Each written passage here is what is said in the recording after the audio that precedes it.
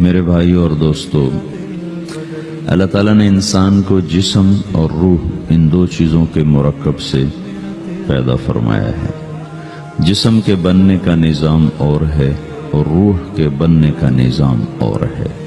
جسم کسی اور جگہ بنتا ہے اور روح کہیں اور سے آتی ہے۔ جسم زمین اور زمین کی غذاؤں کے مختلف مراحل پیش در پیش سے وقد خلقکم اطوارا، وہ مختلف شکلیں بدلتا ایک روپ میں ڈھلتا ہے، اور روح ایک لطیف اللہ کا امر ہے جس کا علم انسان کو نہیں دیا گیا۔ یسألونک عن الروح قل الروح من امر ربی وما اوتیتم من العلم الا قلیلا، کہ روح ایک اللہ کا امر ہے جس کے بارے میں تمہارے پاس کوئی علم نہیں ہے، لہذا اس کی تفصیل تم سمجھ نہیں سکتے ہو۔ روح آسمان سے آتی ہے، جسم زمین میں بنتا ہے، پھر 4 مہینے بعد اللہ اس کو آپس میں جوڑ دیتا ہے، زندگی متحرک ہو جاتی ہے، روح ہی کے ساتھ زندگی کی بقا رہتی ہے۔ جب اللہ اس سے واپس نکال لیتا ہے تو سارے ٹائٹل ہٹ کر صرف ایک نام سب کو مل جاتا ہے، اور وہ میت کا ہوتا ہے۔ وہ حضرت مولانا ہو، وہ کوئی ڈاکٹر ہو، بادشاہ ہو، صدر وزیر ہو، سارے اعزاز ٹائٹل ہٹا کر اس پر میت کا لفظ مہر لگ جاتی ہے۔ اس میں سے کیا نکلا ہے؟ ہر چیز تو موجود ہے، اب یہ بولتا کیوں نہیں، اٹھتا کیوں نہیں، چلتا کیوں نہیں؟ اس میں سے روح نکل گئی ہے۔ روح ہمارے جسم کی اصل ہے، اسے نکال دو تو جانوروں کو بھی پتا ہے کہ اب یہ بے جان چیز ہے، چیونٹیاں کیڑے مکوڑے بھی اس کو کھانے لگ جائیں گے، جانور بھی کھانے لگ جائیں گے، زمین بھی اس کو گلانے لگ جائے گی، ہوائیں اس کو متغیر کرنے لگیں گی۔ روح انسان کے اندر ایک چلتا ہوا زندگی کا کارواں ہے، اسے جب اللہ واپس بلاتا ہے تو اللہ یتوفی الانفس حین موتها والتی لم تمت فی منامہا۔ موت کیا چیز ہے؟ اس کے 200 جواب ہیں سائنس کی کتابوں میں، اور 200 جواب بذات خود بتا رہے ہیں کہ یہ ایک جواب بھی ٹھیک نہیں ہے، اور قرآن ایک جواب دیتا ہے اور وہی حرف آخر ہے، قل یتوفاکم ملک الموت اللہ یتوفی الانفس حین موتها۔ اللہ ہے جو تمہاری روحوں کو موت کے وقت کھینچ لیتا ہے، تمہارے جسم سے نکال لیتا ہے۔ تو میرے بھائیو، موت کے وقت انسان 2 کیفیت میں ہوتا ہے۔ کچھ لوگوں کی روح ایسے نکل رہی ہوتی ہے کہ ان کے رگ رگ میں وہ پھنس رہی ہوتی ہے۔ وَلَوْ تَرَى اِذْ يَتَوَفَّى الَّذِينَ كَفَرُوا الْمَلَائِكَةُ يَضْرِبُونَ وُجُوهَهُمْ وَأَدْبَارَهُمْ، کاش تم دیکھ سکتے وہ منظر جب اللہ کے فرشتے نافرمانوں کی روح کو نکال رہے ہوتے ہیں تو ان کے منہ پہ بھی مارتے ہیں، ان کی کمر پر بھی مارتے ہیں۔ اور اخرجوا انفسکم اليوم، نکالو آج اپنی روحوں اور جانوں، اب تم بچ نہیں سکتے ہو۔ وہ پیچھے ہٹنا چاہتے ہیں، رب ارجعون، مجھے واپس کر دے تھوڑی دیر کے لیے، لعلی اعمل صالحا، اب میں پورا ٹھیک مسلمان بن کے چلوں گا۔ تو اس کے جواب میں ہوتا ہے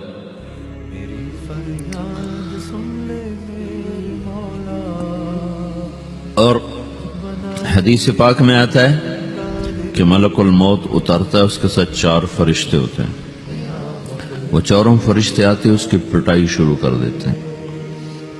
ابھی پرسوں یہ حدیث میں نے پڑھی ابن ماجہ میں کہ ملک الموت کہتا ہے ایتھا النفس الخبیثہ کانت فی الجسد الخبیث، اے خبیث روح جو خبیث جسم میں تھی، اخرج باہر آؤ۔ اب وہ واپس تو ہو نہیں سکتا، اپنے آپ کو روک تو سکتا نہیں، تو وہ حیران پریشان خوف زدہ، تو اس کے جواب میں اس کو ملک الموت کہتا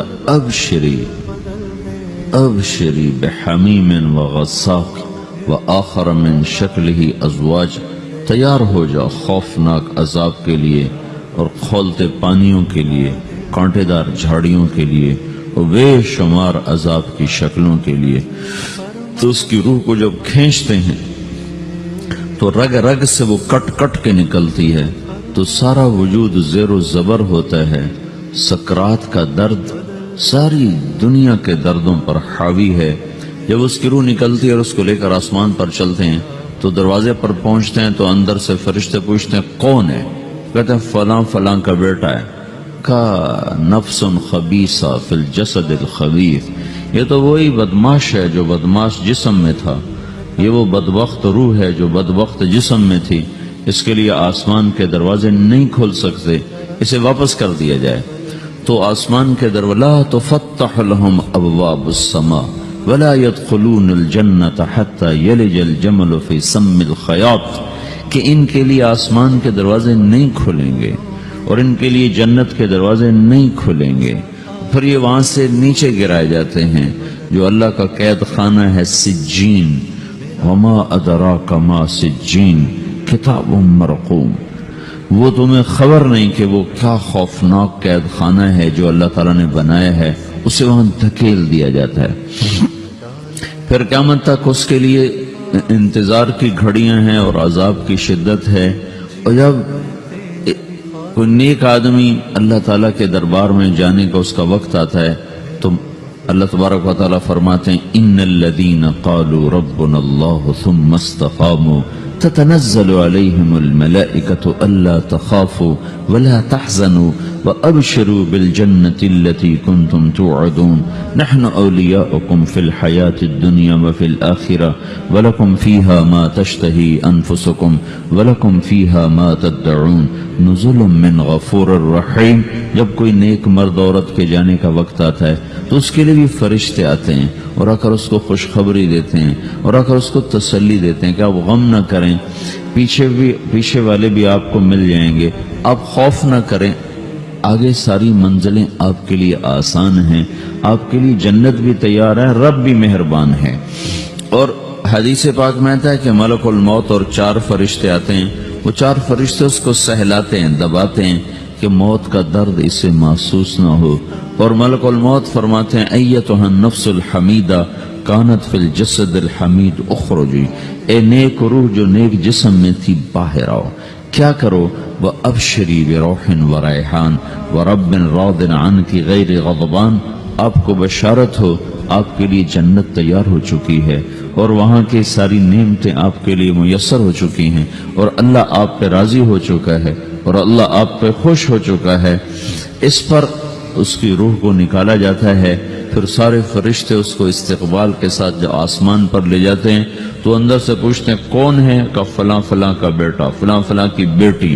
कहते हैं नफ्सन हमीदा फी जसदिन हमीद, ये तो नेक रूह थी जो नेक जिस्म में थी, मरहबम बिही, इसको हम सब इस्तकबाल किसका करते हैं।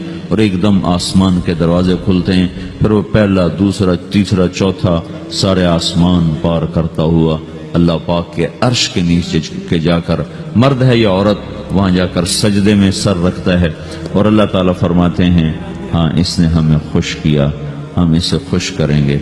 और उसको आफियत के साथ वहां आसमान में, पहले आसमान से लेकर अल्लाह के अर्श तक ये सब वेटिंग रूम बने हुए हैं जहां अल्लाह अपने अपने दर्जात के मुताबिक जन्नत वालों को ठहराता है। और वो इंतजारगाह है और वक्त खत्म हो जाता है, लिहाजा इंतजार की जो तकलीफ है वो भी खत्म हो जाती है। वक्त खत्म तो इंतजार का एहसास खत्म और टाइम के गुजरने का एहसास खत्म। तो जैसे असहाब कहफ को अल्लाह ने गार में दाखिल करके तो गार के अंदर से वक्त को निकाल के बाहर फेंक दिया। बाहर 300 साल गुजरे, अंदर आधा ही दिन गुजरा था। वो जब उठे तो वो 25 बरस का नौजवान 325 साल का होके नहीं उठा, वो 25 साल की उम्र में उठा है। न नाखून बड़ा है, न मूछें बड़ी हैं, न उनकी दाढ़ियां लंबी हुई हैं, क्योंकि तो जिंदा थे, मर नहीं गए थे।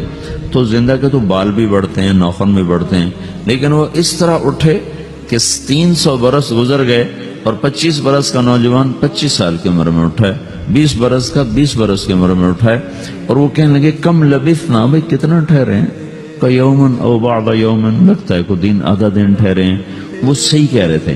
बाहर अल्लाह ताला ने वक्त की घड़ी को चलाए रखा और अंदर गार में उसको स्विच ऑफ कर दिया, निकाल दिया, यहाँ वक्त को दाखिल नहीं होने दिया। तो वक्त के गुजरने से जो भी असरात मुरतब होते हैं वो उन पर मुरतब नहीं हुए। तो वो 20 آدھے ہی دن کے بعد اٹھے ہیں، باہر 300 سال، اندر آدھا دن. یہی کچھ اللہ تبارک و تعالی برزخ میں کر دیتا ہے، وقت کو ختم کر دیتا ہے، گزرنے کا احساس نہیں ہوتا ہے. تو اس طرح میرے عزیزو، یہ دو موتیں ہر انسان دیکھتا ہے. جب وہ جنت کے فرشتوں کا استقبال دیکھتا ہے یا جہنم کے فرشتوں کی مار اور پٹائی کو سہتا ہے. رابعہ بصری رحمت اللہ علیہ کا انتقال ہونے لگا تو انہوں نے رات کو فوت ہوئی تو انہوں نے اپنی خادمہ کو بلا کے فرمایا کہ کسی کو بتانا نہیں، جب میں مر جاؤں تو پڑوس میں 2-4 کو بلا کر نا میرا جنازہ پڑھوا دینا، اور جس کرتے میں تہجد پڑھتی تھی وہی میرا کفن بنا دینا، اور صبح بے شک لوگوں کو بتا دینا، میرے مرنے کے بعد میری میت کو رکھنا نہیں، فوراً دبا دینا. تو ان کا انتقال ہوا تو انہوں نے پڑوس کے 2-4-10-20 آدمی بلائے اور ان کو تدفین تجہیز سب کچھ ہو گئی. صبح شور مچا کہ وہ رابعہ بصری کا انتقال ہو گیا. تو اگلے دن وہ خواب میں اس خادمہ کو ملی اور کہا بیٹی تیری بڑی مہربانی، تو نے میری وصیت کے مطابق عمل کیا. اس نے دیکھا کہ انہوں نے ایک خوبصورت سبز لباس پہنا ہوا ہے. تو وہ فرمانے لگی، انہوں نے سوال کیا کہ آپ کے ساتھ قبر میں کیا ہوا؟ تو وہ کہنے لگی کہ میرے پاس منکر نکیر آئے تھے اور مجھ سے کہنے لگے من رب کی، تیرا رب کون ہے؟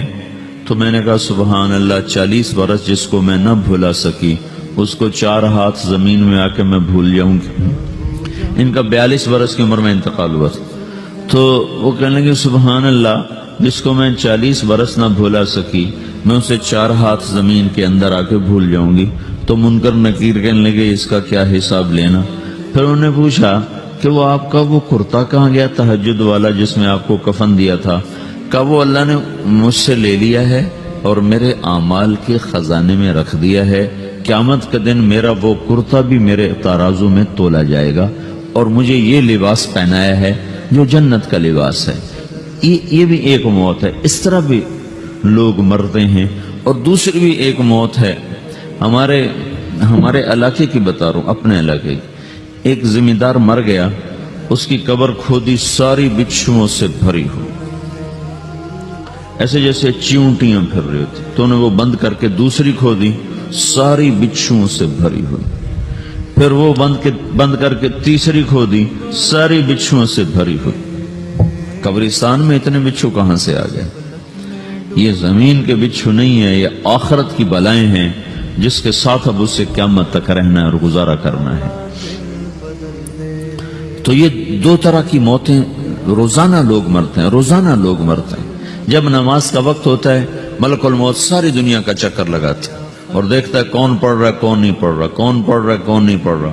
جو نماز کی پابندی کرتا ہے اس کی موت آسانی سے ہوتی، جو نماز میں غفلت کرتا ہے اس کے ساتھ موت کے وقت شدت اور سختی اختیار کی جاتی. تو بھائیو، یہ ایک جسم ہے، ایک روح ہے. روح باقی رہنے والی چیز ہے، جسم مٹ جاتا ہے، پھر اللہ سے قیامت کے دن نیا جسم عطا فرمائے گا، ایک نیا جسم دیا جائے گا. روح وہی ہے جو اللہ کے خزانوں میں جمع ہو جاتی ہے. نافرمان کی سیاہ کالی روح ہوتی ہے، فرمان بردار کی روشن چمکدار روح ہوتی ہے. تو اللہ نے کچھ تقاضے جسم کے رکھے ہیں اور کچھ روح کے رکھے ہیں. جسم کے تقاضے پورے نہ کرو تو یہ پریشان ہو جاتا ہے، روح کے تقاضے پورے نہ کرو تو یہ پریشان ہو جاتی ہے. روح کی پریشانی جسم سے زیادہ ہے، چونکہ روح کی طاقت جسم سے زیادہ ہے. جسم مٹی سے بنا ہے، اس کی غذا بھی مٹی سے نکلتی ہے. روح آسمان سے ہے، اس کی غذا بھی آسمان سے ہے. روح کا تعلق جب تک اللہ سے نہیں جڑتا اس سے بھوک اور پیاس لگتی رہتی ہے. جسم کو جب تک روٹی اور پانی نہ ملے یہ تڑپتا اور پریشان رہتا ہے. جیسے اللہ تعالیٰ نے ہمارے جسم میں روٹی اور پانی کی طلب کو بے ساختہ رکھ دیا ہے. میں بیان کے دوران بھی پانی پی رہا ہوں، آپ دیکھ رہے ہیں کہ میرا حلق سوکھ جاتا ہے، مجھے طلب محسوس ہوتی ہے پانی. حلق سوکھتا ہے پانی کی طرف بھاگتے ہیں، بھوک لگتی ہم روٹی کی طرف بھاگتے ہیں. یہ ایک ایسا اندر میں آٹومیٹک سسٹم ہے کہ ہم اس کو آف نہیں کر سکتے. یہ سوتے سوتے بھی بھوک کی وجہ سے آنکھ کھل جاتی، سوتے سوتے پیاس کی وجہ سے آنکھ کھل جاتی ہے. یہ ایسا خود اللہ تعالیٰ نے ساختہ نظام بنایا ہے کہ آپ اپنے جسم میں روٹی اور پانی کی طلب کو نہیں نکال سکتے. میرے عزیزو، ٹھیک اسی طرح اللہ نے انسانی روح میں اپنی طلب رکھ دی ہے. اور اپنے رسول کی طلب رکھ دی ہے۔ یہ دو طلب ایسی ہیں کہ یہ آپ کے جسم روح سے نکل نہیں سکتی۔ جیسے بھوکا روٹی نہ کھا لے، پیاسا پانی نہ پی لے، اسے چین نہیں آ سکتا، وہ روح جو اللہ اور اس کے رسول سے نا آشنا ہے، جب تک وہ وہاں تک پہنچ نہیں جاتی اسے چین نہیں آ سکتا، اس کا اندر پریشان رہے گا۔ 1997 میں جب جنید جمشید سے میری پہلی ملاقات ہوئی تو اس نے مجھ سے یہ سوال کیا کہ مولوی صاحب، ایک پاکستانی نوجوان جس گلیمر کو خوابوں میں دیکھتا ہے، وہ گلیمر تو مجھے زندگی میں ویسے ہی حاصل ہے، میرے چاروں طرف زندگی کا رقص ہے، اور میری زندگی کی ہر خواہش، ہر تمنا پوری ہے، اس کے باوجود میرے اندر اندھیرا ہے، میرے اندر خلا ہے، مجھے لگتا ہے میں وہ کشتی ہوں جس کا کوئی ساحل نہیں، جس کی کوئی سمت نہیں۔ www.dasquran.com ایسا نہیں ہونا چاہیے۔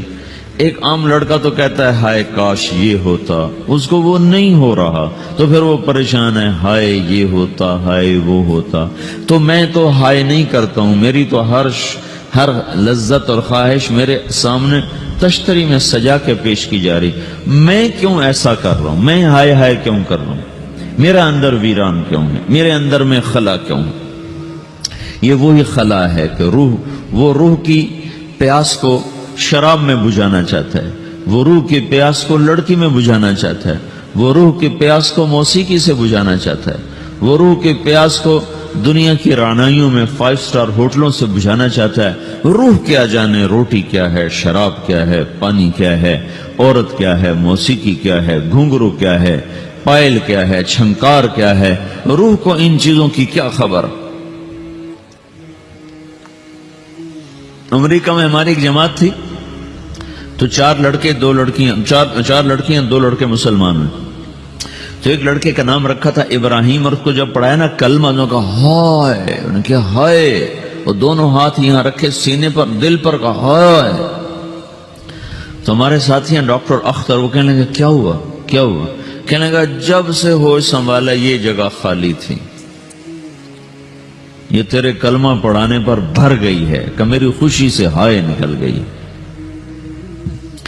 یہ جگہ خالی رہے گی، یہاں شراب نہیں پہنچ سکتی، یہاں نغمہ اور موسیقی نہیں پہنچ سکتے، یہاں تالے لگے ہوئے ہیں، یہاں تک کوئی آواز نہیں جا سکتی۔